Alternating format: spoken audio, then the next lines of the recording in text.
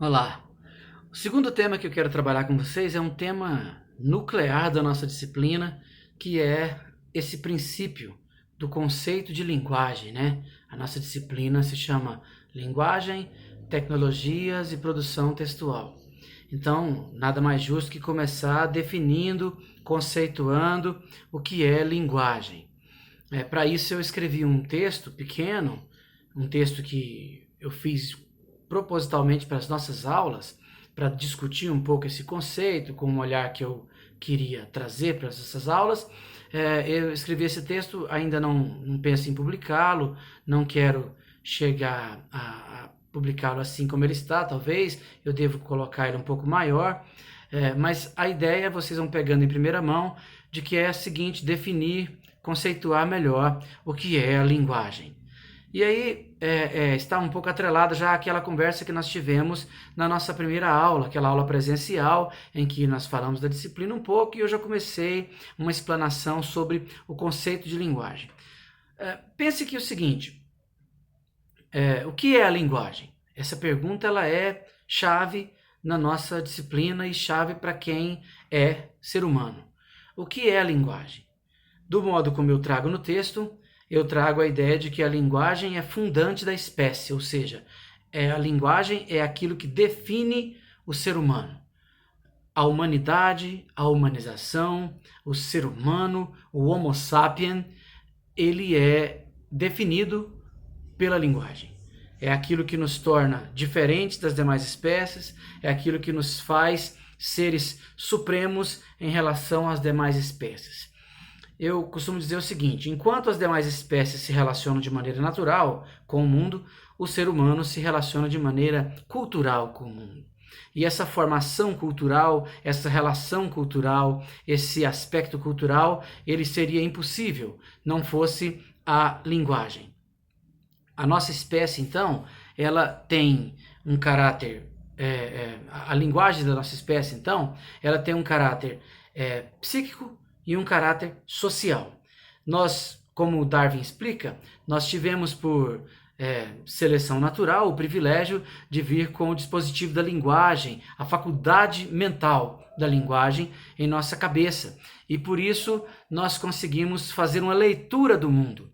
O conceito de leitura de mundo, ele tem muitos autores que trabalham ele de várias maneiras, mas eu gosto muito da ideia trazida pelo Paulo Freire, né, de que a gente lê o mundo muito antes de ler a palavra.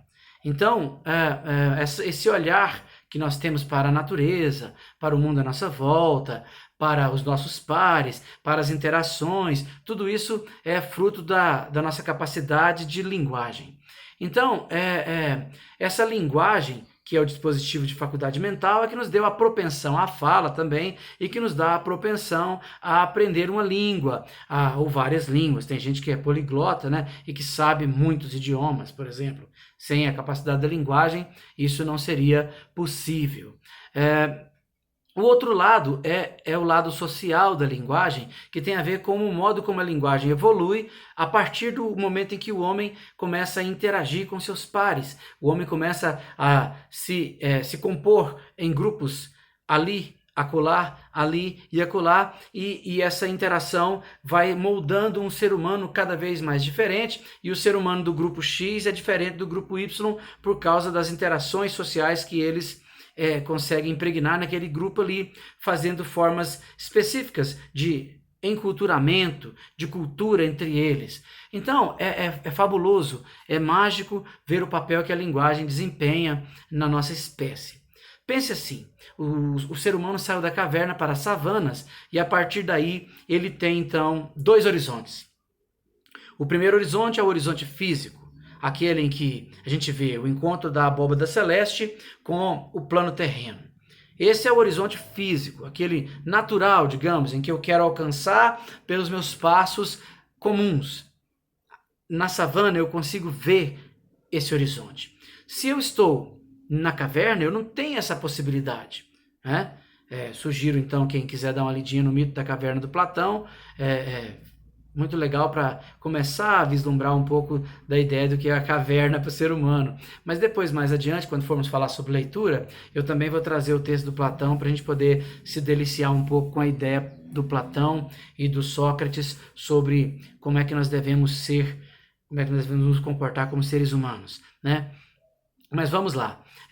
O segundo horizonte, o primeiro é esse físico, né, da abóbada celeste encontrando com o plano terreno, né, o final do céu ali com o final da terra. Você consegue ver a continuidade descontínua do horizonte, digamos assim, né? Quando você está na praia, você olha aquela linha reta do oceano sumindo de vista, né? Ali é o plano físico. O segundo plano do horizonte é o horizonte enquanto perspectiva, é o horizonte enquanto onde eu quero chegar. É quem eu serei, o que farei, como eu deixarei a minha marca aqui na existência, a minha marca de existência nesse mundo.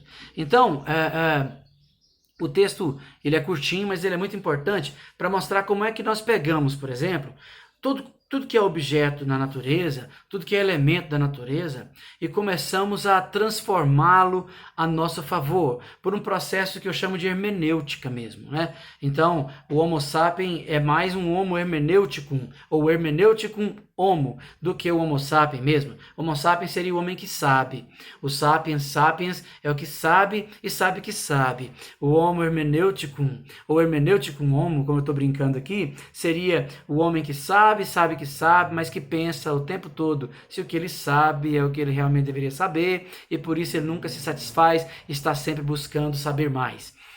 No caso específico do Homo sapiens, a gente tem a pedra lascada, por exemplo, né? Ele pegou a pedra, conceituou a pedra primeiro, aquele objeto duro ali, estável, e transformou aquele objeto em algo que ele pudesse usá-lo melhor. Ora, ele usou a pedra para construir, ele usou a pedra para cortar, ele usou a pedra para furar, ele usou a pedra para vários objetivos. Era o mesmo elemento que ele desdobrou, dando sentido para aquele objeto.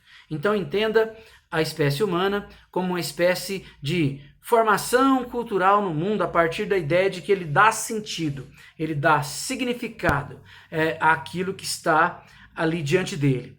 E isso ele fez com os elementos da natureza e fez também com as relações sociais, com os pares com quem ele convivia. Ninguém mais fez isso como um ser humano.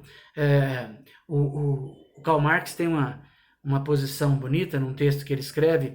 Ele diz o seguinte: algumas abelhas são tão brilhantes que causam inveja aos arquitetos pela maestria de suas casinhas.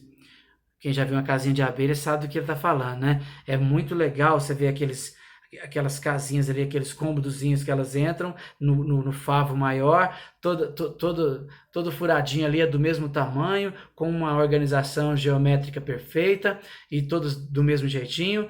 Ora, mas aquela abelha só faz aquilo ali desde quando ela existe, ela não mudou a arquitetura dela, a engenharia dela, ela sempre produz a mesma arquitetura, sempre produz a mesma engenharia ali para fazer a casinha dela. Então ele continua: porém, nem a mais brilhante das abelhas pode fazer aquilo que o pior dos arquitetos é capaz de fazer, que seria criar um projeto, cumprir à risca aquele projeto, mas se der na teia dele, mudar todo o projeto no meio do caminho e construir algo completamente distinto do que ele havia projetado. Então, embora a abelha seja brilhante, o João de Barro seja brilhante na construção da sua casinha, o guacho seja brilhante na construção do ninho dele, a tartaruga tem um GPS que causa inveja a muita gente, né? Encontrando ali a praia de volta naquela busca por deixar os seus ovos, depois volta, depois de muitos e muitos anos, ela consegue voltar àquele local.